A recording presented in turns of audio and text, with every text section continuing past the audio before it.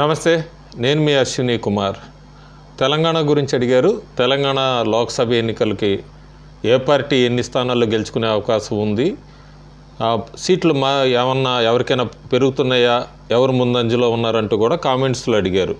ప్రస్తుతానికి తెలంగాణ గురించి అయితే నేను ఒక 2 వారాల కిందట ఒక్కొక్క నియోజకవర్గంలో పార్టీ పరిస్థితి ఎలా ఉంది అంటూ కూడా ఒకటి ప్రిడిక్షన్స్ అనేది ఇచ్చాను. ప్రస్తుతానికి 2 వారాల తర్వాత ఏ నియోజకవర్గంలో ఎట్లా ఉంది అంటే ఒక కీన్ రిజల్ట్ అయితే వస్తుంది. అంటే ఖచ్చితంగా ఏ పార్టీ ఏ స్థానాల్లో గెలవచ్చు, కొన్ని చోట్ల కీన్ కాంటెస్ట్ ఉంది. ఈ కీన్ కాంటెస్ట్ రాబోయే రోజుల్లో ఇప్పుడిప్పుడే కాంగ్రెస్ పార్టీ ప్రచారం ఉధృతం చేసింది. అట్లాగే బీఆర్ఎస్ అధినేత కేసీఆర్ కూడా బస్సు యాత్రలు అంటూ పెట్టుకున్నారు. ఆయన కూడా నియోజకవర్గాల్లో పర్యటిస్తున్నారు.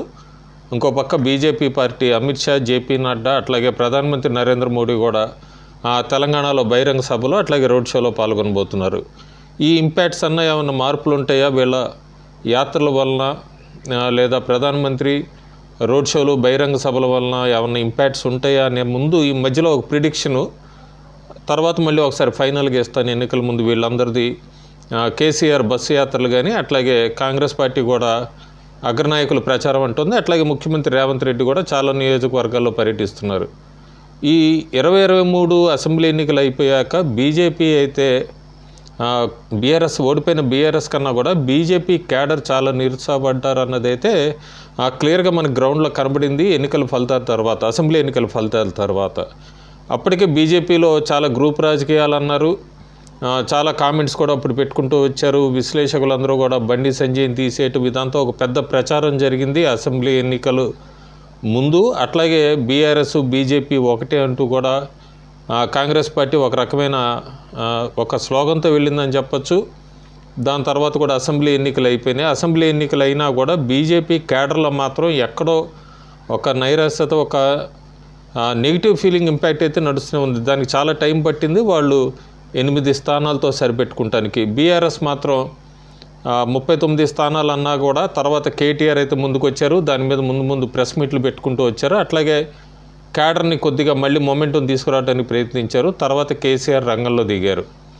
ప్రస్తుతం లోక్సభ ఎన్నికలు వచ్చినప్పుడు మాత్రం బీజేపీ ముఖ్యంగా ఆ తప్పు చేయదలుచుకోలేదు. అందుకే క్యాండిడేట్లు చాలా వరకు కూడా ఆచితూచి ఆలోచించే సెలెక్ట్ చేసుకుందని చెప్పుకోవచ్చు.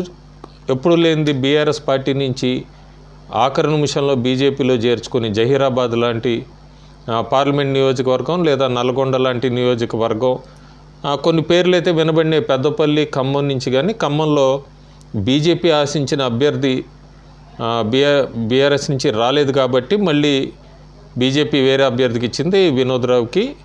పెద్దపల్లిలో కూడా ఆగి చూసినట్టుగానే తెలుస్తుంది మనకి, కానీ ఆఖరి నిమిషంలో అది కూడా ఫెయిల్ అవడంతో అక్కడ కూడా అభ్యర్థిని అట్లాగే ఉంచారు. మహబూబాబాద్లో అట్లాగే నాగర్ కర్నూల్లో అయితే బీజేపీ బీఆర్ఎస్ నుంచి జాయిన్ చేసుకుంది. కానీ ప్రస్తుతం గ్రౌండ్ లెవెల్లో పరిస్థితులు ఎట్లా ఉన్నాయి? ముందు నుంచి కింద 2019లో 4 స్థానాలు గెలుచుకున్న బీజేపీకి 2024లో వాళ్ళకి దాదాపు ఒక 45 రోజులు ముందు నుంచి అయితే కనుక కొన్ని నియోజకవర్గాల్లో వెనకబడ్డారు అన్న ఒక నివేదిక అయితే అందిందన్నది నాకు అయితే చాలా కీన్ సోర్స్ ద్వారా అందింది. అసలు కిందటిసారి గెలిచిన 4 నియోజకవర్గాల్ని నిలబెట్టుకుంటుందా బీజేపీ? ముఖ్యంగా ఆదిలాబాదు, సికింద్రాబాద్ మీద అయితే కొద్దిగా ఊగిసలాడినట్టుగా కిషన్ రెడ్డి మీద యాంటీ ఇంకంబెన్సీ ఉందని బీజేపీ అభ్యర్థి. అట్లాగే ఆదిలాబాద్లో కూడా ఈ 2 నియోజకవర్గాల మీద అయితే జనవరిలో అట్లా ఒక రకమైన నెగిటివ్ సర్వే రిపోర్ట్స్ అయితే అందినాయని చెప్పచ్చు. మనం ఇందులో దాపరికం ఏం లేదు. బీజేపీ అయితే ఖచ్చితంగా మళ్ళీ 4 గెలుస్తుందని పైకి చెప్పినట్టుగా లోపల మాత్రం అంతర్గతంగా 2 నియోజకవర్గాల మీద కొద్దిగా వెనకబడినట్టుగా వాళ్ళకి అందిన సర్వే రిపోర్ట్స్. అయితే అవన్నీ దాటుకుంటూ వచ్చేసారు, చాలా మార్పులు వచ్చినాయి. అట్లాగే మెదక్లో ఏ అభ్యర్థిని నిలబెట్టాలి, మల్కాజ్గిరిలో ఏ అభ్యర్థిని నిలబెట్టాలి, జహీరాబాదు మల్కాజ్గిరికి అయితే ఆశావాహులు చాలా ఎక్కువయ్యారు. అయినప్పటికీ ఈటెల రాజేందర్కి ఇచ్చారు, అట్లాగే జహీరాబాద్లో పాటిల్కి ఇచ్చారు. వీళ్ళు ఎంతవరకు సక్సెస్ అయ్యారు? ఏప్రిల్ 27వ తారీఖు ప్రకారం బీజేపీ ఎన్ని స్థానాల్లో గెలవచ్చు, ఎక్కడెక్కడ కీన్ కాంటెస్ట్ ఉండొచ్చు. సో ఏప్రిల్ 27వ తారీఖు ప్రకారం ఖచ్చితంగా అయితే ఆదిలాబాదు, నిజామాబాద్, కరీంనగర్, సికింద్రాబాద్ కిందటిసారి గెలిచిన 4 స్థానాల్లో ఎటువంటి డోకా లేదు. దానికి కారణాలు చాలా చోట్ల సరైన అభ్యర్థులు లేకపోవటం ఒకటి, ప్రతిపక్ష అపోనెంట్స్గా వేరే పార్టీల నుంచి. ఇంకొకటి మళ్ళీ ఎప్పుడు చెప్పుకునే మోడీ ఫ్యాక్టర్ అనేది అయితే లోక్సభ ఎన్నికలు వచ్చినప్పుడు మోడీ ఫ్యాక్టర్ అనేది ఎక్కువ స్వింగ్ తీసుకెళ్తూ ఉంటుంది స్థానికంగా ఉన్న అభ్యర్థి కన్నా కూడా. సేమ్ అది మళ్ళీ కనబడుతోంది. తెలంగాణలో మోడీ వేవ్ అనేది కనబడుతోంది. అట్లాగే బీఆర్ఎస్ పార్టీ నుంచి కూడా సరైన అభ్యర్థులు లేరు. కాంగ్రెస్ పార్టీ నుంచి కూడా గట్టిగా బీజేపీ అభ్యర్థుల్ని ధీటుగా ఎదుర్కొనే అభ్యర్థులు కూడా దొరకలేదు చాలా నియోజకవర్గాల్లో. సో 2019లో గెలిచిన 4 స్థానాల్లో ఎటువంటి డోకా లేదు. బీజేపీ తిరిగి గెలుచుకోబోతుంది. అందులో నిజామాబాద్ అయితే మనం చాలా హైయెస్ట్ ఓట్ పర్సంటేజ్ చూడబోతున్నాం. అట్లాగే పెద్ద లీడ్ మెజారిటీ కూడా చూస్తాం. ఇంకా నెక్స్ట్ ఆప్షన్స్ ఇంకా ఖచ్చితంగా గెలిచేవి ఏ స్థానాలు ఉన్నాయి? మల్కాజ్గిరి భారతదేశంలోనే అతిపెద్ద పార్లమెంటరీ నియోజకవర్గం. చాలామంది ఈటల రాజేందర్కి ఇచ్చినప్పుడు మురళీధర్ రావు లాంటి వాళ్ళు, అట్లాగే ఒక ఎడ్యుకేషన్కి సంబంధించిన ఇంకొక వ్యక్తి, ఇలాంటి చాలామంది పోటీ పడ్డారు. ఈటల రాజేందర్కి ఎందుకు ఇచ్చారనుకున్నారు? ఈటల రాజేందర్ మాత్రం ఒక్కసారి ఆయన క్యాండిడేట్ అనౌన్స్ అయ్యాక ఎక్కడా కూడా వెనకడుగు వేయకుండా పొద్దునుంచి సాయంత్రం వరకు సుడిగాల పర్యటనలు చేస్తున్నాడు. మల్కాజ్గిరి అభ్యర్థి బీజేపీ అభ్యర్థి ఒక్కరే మనకి ఆ పర్యటనలో పొద్దున 6:30, 7 నుంచి రాత్రి 10:30, 11 వరకు మాత్రం గేటెడ్ కమ్యూనిటీస్లో, రోటీ షోలో, చిన్న చిన్న సభలు పెట్టుకుంటామో, అట్లాగే పార్కుల్లో ఓటర్స్ని కలుసుకుంటాం. ఇట్లా ఆయన ప్రయత్నం ఆయన కంటిన్యూ చేసుకుంటూనే వస్తున్నాడు. ఆ మొమెంటం కూడా స్వింగ్ కనబడుతోంది మల్కాజ్గిరికి పార్లమెంట్ నియోజకవర్గానికి వచ్చినప్పుడు. దాదాపు ఆయనకి రోజు రోజుకి కూడా మెజారిటీ అయితే ఎడ్జ్ బాగా పెరుగుతుందని చెప్పచ్చు.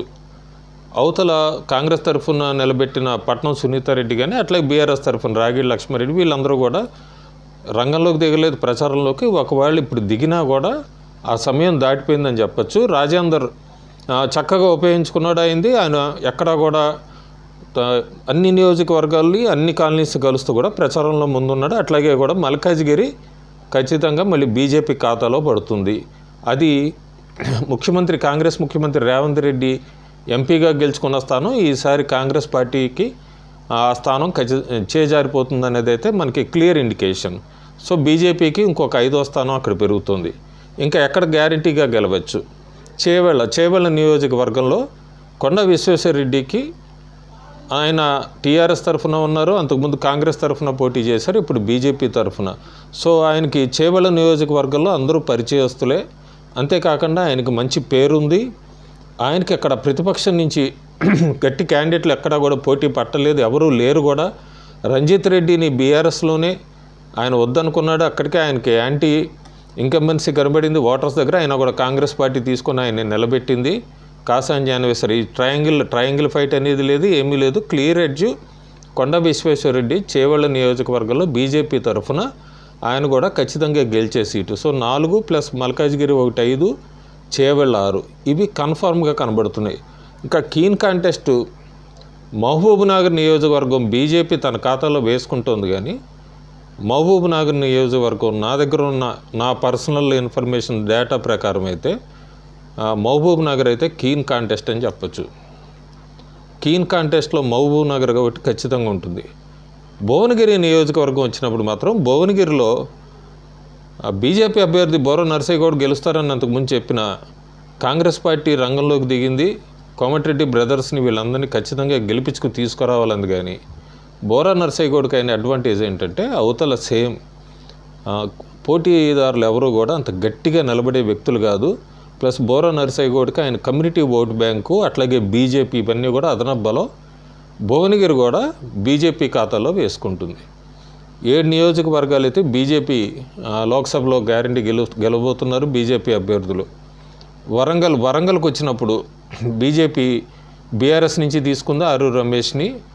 అక్కడ కాంగ్రెస్ తరఫున కడియం కావ్య పోటీ చేస్తున్నారు. కానీ కాంగ్రెస్ ఓటు బ్యాంక్ ఉంది, బీఆర్ఎస్కి ఓటు బ్యాంక్ ఉంది. కానీ అది ట్రయాంగిల్ ఫైట్ అవుతుంది. ట్రయాంగిల్ ఫైట్లో ఎవరు బయటపడతారనేది చెప్పలేం. సో వరంగల్ కూడా మనం కీన్ కాంటెస్ట్ వేసుకోవచ్చు, కానీ ఖచ్చితంగా గెలిచే సీట్ కింద వేసుకుంటానికి లేదు ఏప్రిల్ 27 ప్రకారం. పెద్దపల్లి, మహబూబాబాద్, నాగర్ కర్నూల్, ఖమ్మం, నల్గొండ ఈ 5 అయితే మాత్రం కాంగ్రెస్కి క్లియర్ ఎడ్జ్ కనబడుతున్నాయి ఏప్రిల్ 27 ప్రకారం. ఇది కొంతమందికి నచ్చబోవచ్చు, కొంతమందికి నచ్చచ్చు. ఏదైనా కూడా ఉన్న ఫ్యాక్ట్స్ మనం వీక్షకులకి షేర్ చేసుకోవాలి. కాబట్టి ఇక్కడ పెద్దపల్లి చూసుకున్న బీజేపీ వీక్ క్యాండిడేట్. ఇవన్నీ ఏదైనా కూడా కాంగ్రెస్ ఖచ్చితంగా edge. Nagar Kurnool triangle fight ఒక టైంలో బీజేపీ అభ్యర్థి భరత్కి ఎడ్జ్ ఉంది. తర్వాత ప్రవీణ్ కుమార్ బీఆర్ఎస్ తరఫున పోటీ చేస్తున్నారు అన్నప్పుడు ఆయనకి ఎడ్జ్ వచ్చింది. కానీ అక్కడ ఈరోజు క్లియర్గా వీళ్ళిద్దరూ చీల్చుకుంటున్నారు. కాంగ్రెస్ పార్టీ మల్లు రవి గెలిచే అవకాశాలు చాలా ఎక్కువ కనబడుతుంది, మార్జిన్ కూడా పెరుగుతుంది. సో నాగర్ కర్నూలు, ఖమ్మం, అట్లాగే నల్గొండ, మహబూబాబాద్, పెద్దపల్లి 5 స్థానాల్లో అయితే కాంగ్రెస్కి బాగా ఎడ్జ్ ఉంది. మెదక్ వచ్చినప్పుడు మెదక్ రఘునందన్ రావు బీజేపీ తరఫున పోటీ చేస్తున్నారు. నీలం మధు పటంచెరువులో కాంగ్రెస్కి పోటీ చేద్దాం అనుకున్నారు. తర్వాత ఎంపీగా తీసుకొచ్చి పెట్టారు కాంగ్రెస్ పార్టీ తరఫున. మెదక్లో బీఆర్ఎస్కి ఎప్పుడు గట్టిపట్టు ఉంది. ఓట్ బ్యాంక్ అంతా కూడా కింద ఓటర్స్ అంతా కూడా బీఆర్ఎస్ వైపే ఉన్నారు. మెదక్ వచ్చినప్పుడు మాత్రం కాంగ్రెస్ రేస్లో లేదు. బీఆర్ఎస్ వర్సెస్ బీజేపీ కీన్ కాంటెస్ట్లో ఉంది. ఏమన్నా గెలిచే అవకాశం బీఆర్ఎస్ ఏమన్నా అంటే మెదక్ చెప్పచ్చు. కానీ అక్కడ ట్రెండ్ మారుతోంది. ఏదైనా కూడా రఘునందన్ రావు బీజేపీ అభ్యర్థికి ఎడ్జ్ ఉన్నా కూడా ఆ ఎడ్జ్ అంతా కూడా అటు ఇటు ఊగుతోంది. సో మనం కీన్ కాంటెస్ట్లో పెట్టచ్చు మెదక్ని. హైదరాబాద్ గురించి ప్రత్యేకంగా మాట్లాడుకోవాలి. ఎంఐఎం కంచుకోట. బీజేపీ ఇక్కడ చాలా ఆలోచించి మాధవీలత అనే ఒక మహిళని పోటీలో దింపినప్పుడే ఇక్కడ మనం రేస్ మొదలైందని చెప్పచ్చు. ఓవైసీకి ప్రత్యర్థిగా రాజాసింగ్ వీళ్ళందరూ పోటీ చేస్తామని ముందుకొచ్చినా కూడా భగవంతరావుతో ముందు పోటీ చేసిన అభ్యర్థి మళ్ళీ పోటీ చేస్తారని వినబడినా చాలా తెలివిగా ఆలోచించి దూరదృష్టి ముందు జరిగే డీలిమిటేషన్స్ అనుకోండి లాంగ్ ఆలోచించి బీజేపీ ఒక మహిళని రంగంలో దింపింది మాధవీలతను రంగంలో దింపినప్పటి నుంచి కూడా ఫస్ట్లో ఓవైసీ బ్రదర్స్ చాలా తేలిగ్గా తీసుకున్నారు. ఎంఐఎం కూడా ఏం పోటీ ఉండదనుకున్నారు. కానీ మాధవీలత మాత్రం ప్రచారం అనే కాకుండా హిందూ ఓట్లు పోలరైజేట్ చేసుకుంటూ ఒక పక్క, రెండో పక్క ముస్లిం మహిళలను కూడా ఆకట్టుకుంటూ ఆవిడ చాలా ఫాస్ట్గా ప్రచారం చేసుకుంటూ వెళ్తున్నారు. ఆ ప్రచారం క్యాంపెయిన్ చూశాక ఓవైసీ బ్రదర్స్లో కానీ ఎంఐఎం పార్టీలో కొన్ని అనుమానాలు మొదలైనవి. అందులో 3 మార్పులు జరిగినాయి. ఒకటి, దాదాపు 5 లక్షల ఓట్లు అనేది హైదరాబాద్ పార్లమెంట్ నియోజకవర్గంలో తీసేయలేదు. హైదరాబాద్లో ఉన్న 15 మొత్తం నియోజకవర్గాలకు సంబంధించి. అయితే హైదరాబాద్ లోక్సభ కింద వాటిలో మాత్రం నాంపల్లి, కార్బాను ఇవన్నీ కలుపుకుంటే మనకి 45,000 ఓట్లు మాత్రమే హైదరాబాద్ పార్లమెంట్ నియోజకవర్గంలో వచ్చినవి తీసేశారు. దొంగ ఓట్లు అనుకోండి, లేదా డెత్కి సంబంధించిన వాళ్ళవి, ఏ రకంగా అయినా కూడా కొంతమంది వేరే నియోజకవర్గాలకు వెళ్ళిపోయారు, అయినా వాళ్ళ ఓటు హక్కులు అక్కడ ఉన్నాయి. అలాంటివి చూసుకుంటే మనం కేవలం 43,000 ఓట్లు మాత్రమే తొలగించబడింది హైదరాబాద్ పార్లమెంట్ నియోజకవర్గానికి సంబంధించి. ఏదైనా కూడా అదొక ఫస్ట్ ఎంఐఎంకి జలక్ అని చెప్పచ్చు, ఊహించుండ్రు.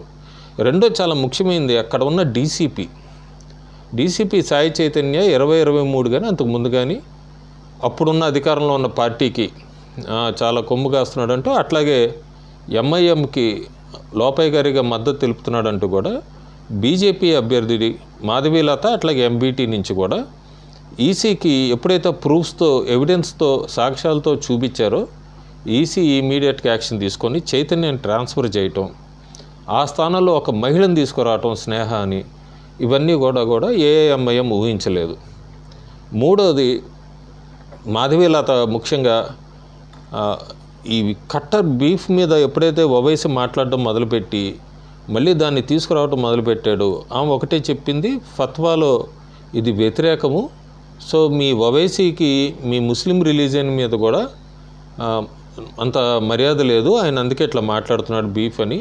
ఓవైసీ కూడా ముస్లిం ఓట్స్ని తీసుకురావడానికి ఆ వర్డ్ ఉపయోగించాడు అన్నది, పోలరైజేషన్ అవ్వటానికి ముస్లిం ఓట్స్ అంతా కూడా ఆ బీఫ్ అనే దాన్ని తెర మీదకి తీసుకొచ్చాడు అనేది మనకు అర్థమవుతుంది. సో ఈ 3 ఇన్సిడెంట్స్ బట్టి కూడా ఏఐఎంఐఎంలో కలవరపాటు మొదలైంది.